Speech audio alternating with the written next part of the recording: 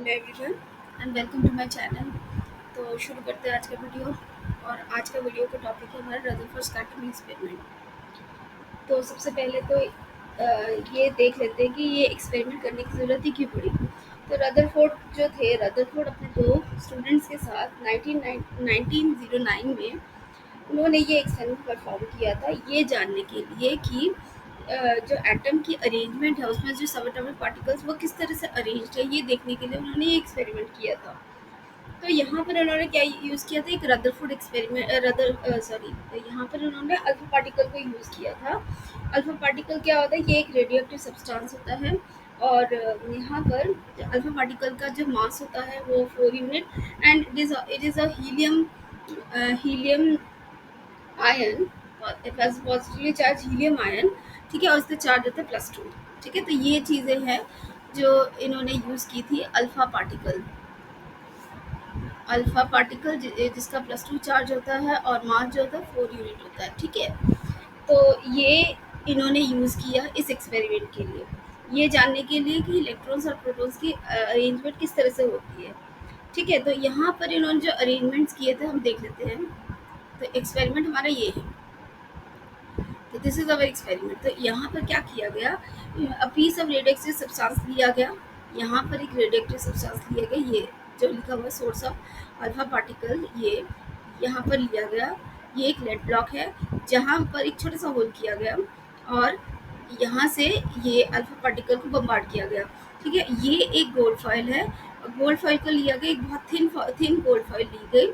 ठीक है, जो कि 100 नैनोमीटर्स की थी।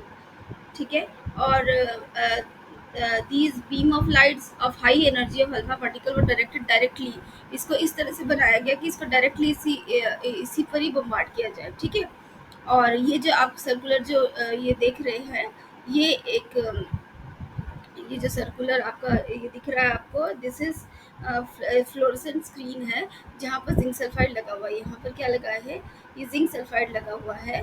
और इस सरफेस पर जैसे ही गोल्ड फ्लेयर डिफ्लेक्ट करके इसके सरफेस पर जाएगी तो वो अपनी लाइट स्कैटर करेगी, मतलब इल्यूमिनेट करेगी। ठीक है, तो ये देखा, ये एक्सपेरिमेंट इस तरह से बनाया गया। तो मैं एक बार फिर से बता दूं क्या क्या यूज़ किया गया। High piece of radioactive substance, यहाँ पर high piece of radioactive substance is placed in a lead block और the block is constructed in such a way that the यहाँ से नैरो बीम पास किया गया। ये एक गोल्ड फाइल है 100 नैनोमीटर का। और इन ऑर्डर टू डिटेक्शन के लिए इन्होंने जिंक सल्फाइड लिया है इस स्क्रीन पर, इस सर्कुलर स्क्रीन जो लिया है। और ये जिंक सल्फाइड क्यों लिया गया, बिकॉज ये फ्लोरोसेंट होता है। और अल्फा पार्टिकल जब भी गोल्ड फॉइल पे स्ट्राइक करेगा, it will produce flashes of light, और वो जो डिटेक्ट करेगा वो जिंक सल्फाइड डिटेक्ट करेगा। और उससे जो डिफरेंट, और ये सर्कुलर क्यों लिया गया, डिफरेंट एंगल्स पर ये डिफ्लेक्ट करेगा, तो इसलिए वो एंगल मेजर कर सकते हैं हम, got deflected through various angles, और वो हम डिटरमाइन कर सकते हैं। ठीक है, तो ये हमारा एक्सपेरिमेंट है। तो अब उन्होंने क्या किया, उन्होंने यहाँ पर अल्फा अल्फा पार्टिकल को स्ट्राइक किया। ये गोल्ड फॉइल है, गोल्ड फॉइल स्ट्राइक किया।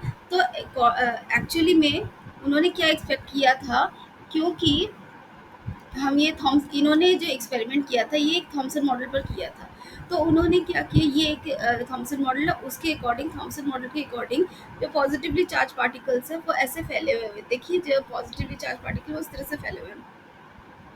तो ये ये यूनिफॉर्मली डिस्ट्रीब्यूटेड है अकॉर्डिंग टू थॉमसन मॉडल। जो पॉजिटिवली चार्ज पार्टिकल है वो यूनिफॉर्मली डिस्ट्रीब्यूटेड है। अब अगर इसमें कोई भी गोल्ड अल्फा पार्टिकल जो कि खुद भी पॉजिटिवली चार्ज पार्टिकल है, तो वो जैसे ही इस पार्टिकल्स के पॉजिटिव चार्ज के कांटेक्ट में आएगी, तो ये थोड़ा सा एंगल बनाकर, जैसे हल्का सा एंगल बनाकर निकल जाएगी, क्योंकि ऑब्वियसली पॉजिटिवली चार्ज डिफ्लेक्ट, थोड़ा सा डिफ्लेक्ट होगा तो इस तरह से निकल जाएगी। तो लेकिन ये बहुत ज़्यादा डिफ्लेक्शन नहीं होगा, थोड़ा सा डिफ्लेक्शन होगा। इस तरह से उन्होंने ये एक्सपेरिमेंट को सोचा था कि होगा, लेकिन एक्चुअली में ऐसा नहीं हुआ। एक्चुअली में क्या हुआ, ये जो पार्टिकल्स हैं, अब उन्होंने क्या किया, उनको कुछ ऑब्जर्वेशंस मिली। तो वो ऑब्जर्वेशंस हम देखते हैं क्या क्या ऑब्जर्वेशंस उन्होंने देखी। तो ये था थॉमसन मॉडल, जिसके अकॉर्डिंग उन्होंने एक्सपेरिमेंट किया था कि उन्होंने सोचा था कि ये डिफ्लेक्शन डायरेक्टली हो जाएंगे। लेकिन ऑब्जर्वेशंस क्या निकली हमारी, तो उन्होंने पहला ऑब्जर्वेशन किया था, the most of the alpha particle pass through the gold undeflected, तो ज़्यादातर तो अनडिफ्लेक्टेड ही निकल गई, जैसे कि उन्होंने सोचा था वैसे ही हुआ, ये अनडिफ्लेक्टेड ही निकल गई ज़्यादा, जैसे ज़रा सा डिफ्लेक्शन वो ना के बराबर ही था, ठीक है। और उसके बाद a small portion of alpha particle got deflected through small angle, और कुछ अल्फा पार्टिकल थोड़े एंगल से निकले, लेकिन a very few did not pass through the foil at all and suffered a large deflection of 90 degree, more than 90 degree, और कुछ तो बिल्कुल रिवर्ट बैक करके चले गए, मतलब इस तरह से एकदम यहाँ से आए, उन्होंने स्ट्राइक किया और बिल्कुल बैक उसी रास्ते वापस चले गए। तो ये एक ऑकवर्ड सा वो था, रिजल्ट था जो उन्होंने एक्सपेक्ट नहीं किया था। तो मैं आपको ये पिक्चर दिखाती हूँ, जैसे इन्होंने ये दिखाया, ये था हमारा ऑब्जर्वेशन। यहाँ पर क्या है, पार्टिकल्स जो है, ये देखिए यहाँ से पार्टिकल्स जा रही है और ये लार्ज डिफ्लेक्शन शो कर रही है बिल्कुल, और 90 डिग्री एंगल से ज़्यादा डिफ्लेक्शन दिखा रही है। ज़्यादातर देखिए जो जितने भी ए दिखाए गए हैं, ये ज़्यादातर जो है डायरेक्टली पास ऑन कर गए, ठीक है, और कुछ ने डिफ्लेक्शन दिखाए, ये जो है जैसे इसने में बी ने डिफ्लेक्शन दिखाया, स्मॉल डिफ्लेक्शन दिखाए, सी जो है, सी आपको दिखा रहा है कि बहुत लार्ज डिफ्लेक्शन है, और जो ये है एकदम बैक स्कैटरिंग हो रही है, ये जो ब्लैक में जो दिखा रहे हैं ये बिल्कुल बैक स्कैटरिंग हो रही है, ये इस रास्ते जा रहा था और ये डायरेक्ट बैक स्कैटरिंग हो रही है, ठीक है। तो ये जो एक्सपेक्टेशन थी सी और डी वाली, और सी और आप मान लो इसको डी मान लो, तो सी और डी वाली जो रिफ्लेक्शंस थी ये उन्होंने एक्सपेक्ट नहीं की थी, ठीक है। तो आगे ऑब्जर्वेशंस का रिजल्ट उन्होंने क्या बताया, एक्सप्लेन किया, वो हम देखते हैं। तो उन्होंने देखा, since most of the alpha particle pass through the gold wire undeflected, it means there must be some large empty space within the atom, क्योंकि ज़्यादातर जो अल्फा पार्टिकल्स हैं आपके, हमने अभी देखा कि 90% जो है, 99% जो है आपके अनडिफ्लेक्टेड पास हो गए, इसका मतलब वहाँ पर लार्ज एम्प्टी स्पेस है, ठीक है। ये उन्होंने फर्स्ट ऑब्जर्वेशन दिया, इसको एक्सप्लेन किया। दूसरा, a few positively charge alpha particle were deflected, कुछ तो डिफ्लेक्ट हुए, और deflection must be due to the enormous repulsive force showing the positive charge. तो वो जो मैंने अभी बताया आपको कि जो हमने एक्सपेरिमेंट देखा ये थॉमसन मॉडल का, उसमें क्या था, क्योंकि ये पॉजिटिवली चार्ज है तो पॉजिटिव चार्ज के कांटेक्ट में आएगा तो डिफ्लेक्शन दिखाएगा, तो ये ज़्यादा डिफ्लेक्शन नहीं दिखाएगा लेकिन डिफ्लेक्शन दिखाएगा। तो वो डिफ्लेक्शन जो था हमारा, ये दिखाया बी, बी जो है ना, बी पोर्शन जो दिखा रहा है वो आपको डिफ्लेक्शंस दिखा रहा है, लेकिन ये स्मॉल डिफ्लेक्शंस है, यानी ये पॉजिटिव चार्ज के कांटेक्ट में आकर ये इस तरह की डिफ्लेक्शंस दिखा रहा है, ठीक है।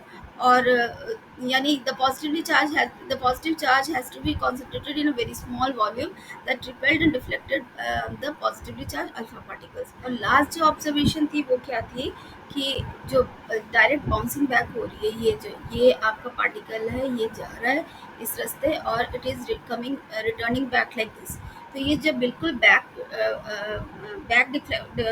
बैक स्कैटरिंग हो रही है, इसको उन्होंने बताया कि यहाँ पर एक छोटा सा वॉल्यूम है, जो बाउंसिंग बैक हो रही है वो बहुत स्मॉल पोर्शन में हो रही है, और लेकिन ये डायरेक्ट कोलिजन हो रहा है, कोई पॉजिटिवली चार्ज पार्टिकल बीच में है जिसकी वजह से डायरेक्ट कोलिजन हो रहा है, और ये इसका वॉल्यूम भी बहुत छोटा सा पोर्शन में ही है, मतलब एटम का काफ़ी मोस्ट ऑफ द पोर्शन जो है एम्प्टी है, और लेकिन ये जो बाउंसिंग बैक हो रहा है यहाँ पर एक स्मॉल पोर्शन है जो आपका बाउंस बैक कर रहा है, यानी यहाँ पर ज़्यादा मास कॉन्सेंट्रेटेड है। तो ये जो पॉजिटिवली चार्ज मास जो स्मॉल वॉल्यूम में ऑक्यूपाइड है, उसको उन्होंने न्यूक्लियस बोला। तो जो थर्ड ऑब्जर्वेशन थी क्या थी, calculation by Rutherford showed that the volume occupied by the nucleus is negligibly small as compare to the total volume of the atom. ये जो न्यूक्लियस था उन्होंने जो कंसिडर किया, जो बीच में जो पार्टिकल के बीच में जो एक स्मॉल पोर्शन था जहाँ पर बिल्कुल बाउंस बैक हो रहा था, तो इस पोर्शन को उन्होंने न्यूक्लियस बोला, ये न्यूक्लियस बोला गया, ठीक है। और इसका वॉल्यूम जो है is negligibly small as compare to the total volume, the radius of the nucleus is about, ये 10⁻⁻10 है, यहाँ पर आप इसको ठीक कर लीजिए, ये है आपका 10⁻⁻10 metres, while that of the nucleus ये है आपका 10⁻⁻15 मीटर, ठीक है। तो जो न्यूक्लियस का जो रेडियस है वो है 10⁻⁻15 मीटर, और जो एटम का है वो है 10⁻⁻10 मीटर। ठीक है, 1 के तो इसको आप कैसे समझ सकते हैं कि अगर आप एक ग्राउंड लेते हैं, एक जो कि 5 किलोमीटर एरिया राउंडेड है, 5 किलोमीटर रेडियस पर है, और और जो एक आप उसमें उसी ग्राउंड में एक छोटा सा बॉल रख देते हैं, क्रिकेट बॉल रख देते हैं, तो वो जो क्रिकेट बॉल है वो आपको सिग्निफाई कर रहा है एक न्यूक्लियस का शेप, सॉरी वॉल्यूम, मतलब ये इतना छोटा सा होगा, और जो आपका ग्राउंड है वो बता रहा है कि इतना बड़ा एटम होता है, तो मतलब उतना इस रेशो में वो एक न्यूक्लियस जो प्रेजेंट होता है एक एटम के अंदर। ठीक है, उससे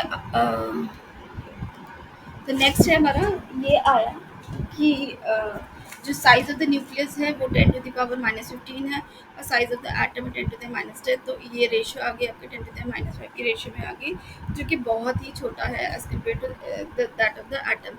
इसी पर बेस करके, इस एक्सपेरिमेंट पर बेस करके फाइनली जो रदरफोर्ड ने अपना न्यूक्लियर मॉडल प्रेजेंट किया, वो था the positively charge and the most of the mass atom was densely concentrated in the extremely small region। ठीक है, तो जो पॉजिटिवली चार्ज पार्टिकल है वो ज़्यादातर वो कॉन्सेंट्रेट कहाँ पर था, इनसाइड द मतलब एक ही एक्सट्रीम स्मॉल पोर्शन में कॉन्सेंट्रेटेड था, and this very small portion of the atom is called the nucleus by Rutherford, and it was observed that the volume occupied by the nucleus is negligibly small as compared to the volume of the atom, जो हमने अभी पढ़ा। और दूसरा क्या था कि nucleus is surrounded by electrons that moves around the nucleus with a high speed in a circular path called orbits. ये उन्होंने रदरफोर्ड ने अपने मॉडल में बताया। जैसे कि सोलर सिस्टम के साथ होता है कि सन के अराउंड जो प्लैनेट्स मूव करते हैं, वैसे ही इलेक्ट्रॉन्स जो हैं न्यूक्लियस के अराउंड मूव करते हैं। उसके और ये जो न्यूक्लियर इलेक्ट्रॉन्स और न्यूक्लियस है, they are held together by electrostatic force. और लास्ट है जो the presence of positively charge on the nucleus is due to the protons of the nucleus. Positively charge जो है न्यूक्लियस की वजह से होता है, न्यूक्लियस में जो पॉजिटिवली चार्ज है वो प्रोटॉन्स की वजह से होता है, और इसमें कुछ और भी थोड़े से न्यूक्लियर पार्टिकल्स होते हैं जिसका मास लगभग प्रोटॉन्स के इक्वल होता है। ये जो न्यूट्रल पार्टिकल होते हैं ये बाद में चैडविक ने साइंटिस्ट चैडविक ने 1932 में डिस्कवर किया था, और इनको कलेक्टिवली न्यूक्लियस सॉरी न्यूट्रॉन्स और न्यूट्रॉन्स प्लस प्रोटॉन्स, इनको कलेक्टिवली बोला जाता है न्यूक्लियॉन्स। ये न्यूक्लियॉन्स जो है, न्यूट्रॉन्स की जो डिस्कवरी है ये चैडविक ने की थी, साइंटिस्ट चैडविक ने की थी, ईयर 1932 में की थी। ठीक है, और यही रदरफोर्ड का एक्सपेरिमेंटल मॉडल था जो उन्होंने बाद में रिप्रेजेंट किया था। This is what is our Rutherford experiment, यही था। ठीक है, तो आई होप आपको ये वीडियो पसंद आया होगा, समझ में भी आया होगा, एंड मिलते हैं नेक्स्ट वीडियो में। Thank you very much for watching.